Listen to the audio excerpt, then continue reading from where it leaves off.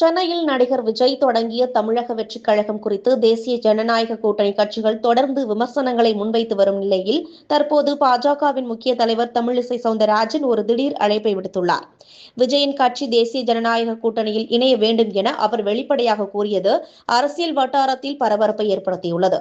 தமிழிசை பேசுகையில், விஜய்க்கு 15% வாக்கு இருந்தாலும் கூட்டணி இல்லாமல் தனியாக நின்றால் அது பூஜ்ஜியமாக மாறிவிடும். திமுகவை தோற்கடிக்க வேண்டும் என்றால் கூட்டணி உறுதியாக இருக்க வேண்டும், உதிரியாக இருக்கக்கூடாது என்று தெரிவித்துள்ளார்.